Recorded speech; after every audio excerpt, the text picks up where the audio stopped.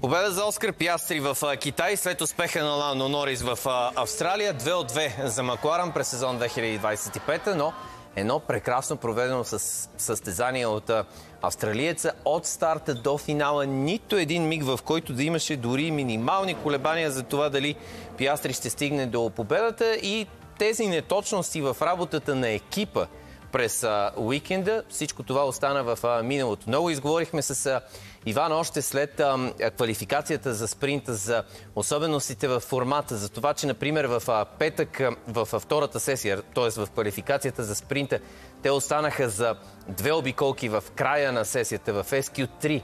Това им коства пол позишъна. И това повлия върху представянето им в спринта.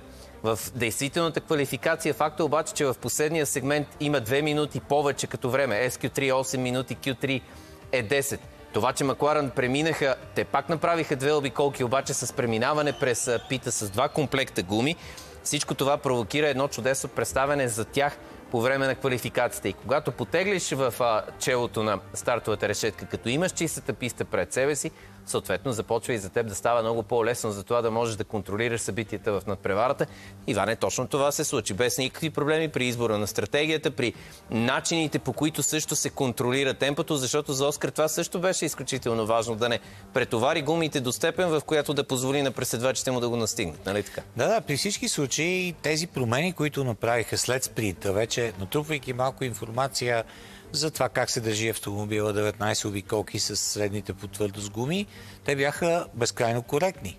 Темпото, което постигнаха, беше перфектно, нямаше никакво колебание, че имат по-добрата скорост.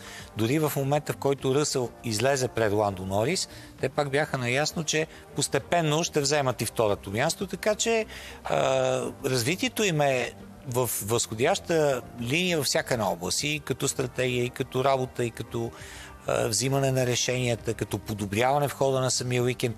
Това, което спомена преди малко, беше наистина много интересен момент, защото те сгрешиха в квалификацията за спринта с тези 2 обиколки, 2 кг и 60 повече гориво, допълнителен тур с не толкова нови гуми. След това всичко това се коригира в самата квалификация. Ако не беше самата грешка, която Ландо допусна вече в финалните обиколки, те щяха да са 1-2 на старт. Просто оттам насетне щеше да е, може би, още по-лесно.